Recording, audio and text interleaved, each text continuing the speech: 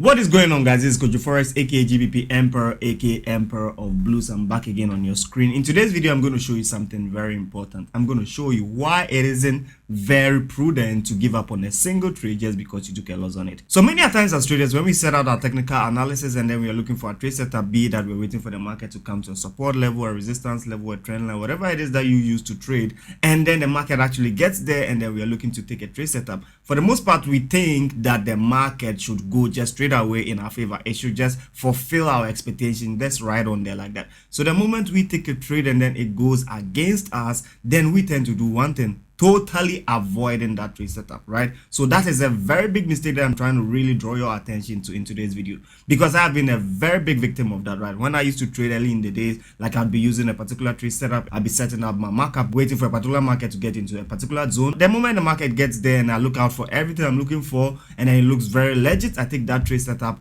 and lo and behold, it does not go in my favor. I totally avoid it. Sometimes it can even spiral the effect of leading you to think that that strategy don't work anymore, and then you literally avoid that strategy, seeking for a new holy grail in the market, right? But in today's video, you're going to understand that it is a normal thing with the market, and there's one important lesson that I want to share with you. That important lesson is that you need to follow up on any trade setup that you're looking out for. So what I simply mean is that, let's say I mark out my technical analysis, I have a setup that I'm looking for, I wait for the setup, the market comes into that zone, I take that trade, it does not play out. What do?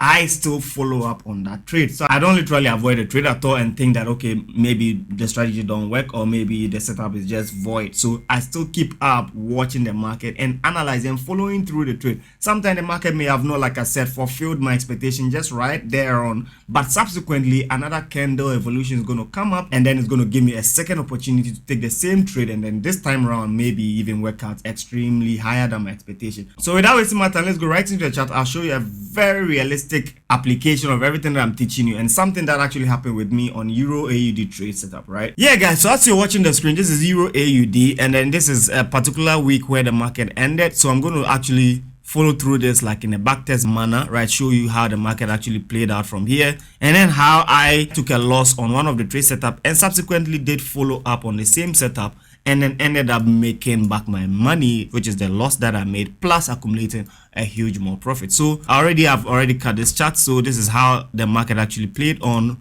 when the market opened during that week. So you can see this vertical line here signifies exactly where the market opened, right? If you've been watching a lot of my videos, then you know how you're quite familiar with this line though, right? So initially my setup was here, expecting that the market to come to this low, and then when it comes into this low, I'll be looking forward a buy setup. You guys know that I usually like to buy, or I usually like to trade at the turning point of the market, which is like being part of the early buyers or early sellers in the market. I don't want to be in the mid-range or joining a party when it's very late. So initially my anticipation was here.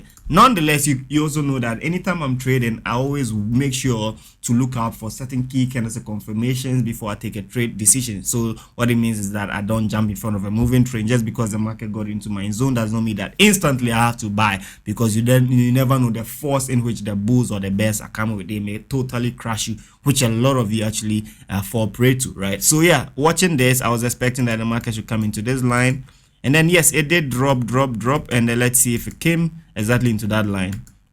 The first interaction we had with this line, this candle right here, right? So there on, it means that I got to be watching around this zone to see if the market is going to hold here. Holding here means that I don't want to see any subsequent candle close below that range, right? Let's see what happens.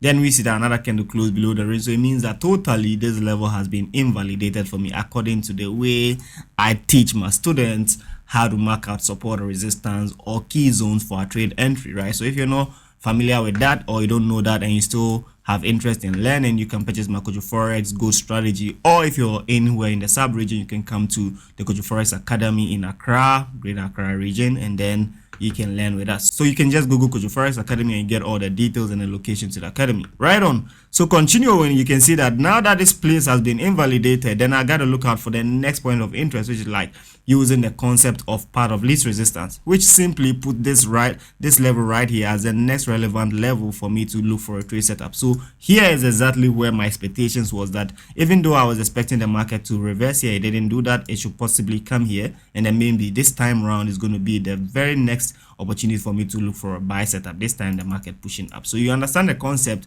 me explaining that I don't usually like to sell when the market has been overly traded. I look for then a buy opportunity to be part of the early buyer. So following that concept, you know that that is exactly what I am doing right there. Now you can understand that this zone, being that it has become my new point of interest, was taken from this previous point right here, right? Being that this point was the farthest level in which the market acted strongly as a support, and then the market, I am expecting that it should make its way back into that level again. So let's see exactly what happens.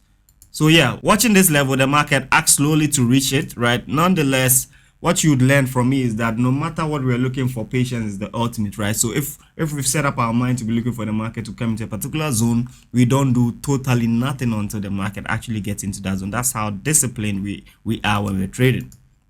So eventually you see that the market is making its way towards a point, and then yeah, gradually it just does tap into that zone, which is that line there. So now the market is right in that zone. Then what we got to do is that we are looking out for candlestick confirmation that are going to inform us that we should buy. So at this point, you want to be interested in looking for bullish presence, something that I tell my student, that you're looking for the fact that are we going to see the bulls, are we going to see signs and signals showing us that the bulls have taken control and then they are ready to push this market upwards farther than what the bears did. So you can see that every ounce of movement from here is the bears that were pushing the market strongly downwards, right? So now we want to see if the bulls will take control from this zone and then also start pushing the market in the opposite direction. And that is exactly where we want to find our trade, just the interaction between the bears and the bulls, and then the changeover of control, right? So yeah, let's follow up and see what happens.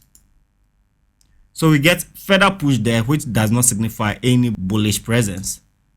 Then finally, we have the beautiful bullish engulfing, which can also carve itself like a morning star formation. So this right here was exactly what signified me to get my entry right here and put my stop loss right below the range. And then I was expecting this market to trade at least half point to this range.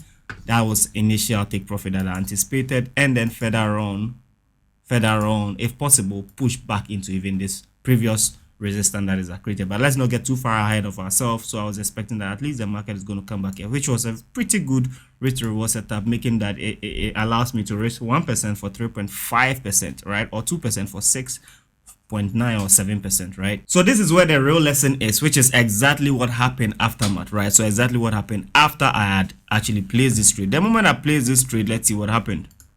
Boom, the market quickly reversed and took me out. So I took a loss. This is the pain that most traders go through, right? You saw the real action that went on. Let me replay it for you so that you see how significant it was. So imagine that you took a trade, you've been waiting for so many hours, waiting patiently for a trade setup, and then the moment you got that trade setup, then the moment you put on your lot size, instantly the next subsequent candle, boom, takes you out like that, right? It's going to be very devastating psychologically. It's going to turn you off and it's going to make you feel down. But that is what builds you as a strong trader that you want to be, right? So thereon, I still didn't give up on the trade setup. I still made sure to monitor and follow through subsequently what other candles are going to form from here.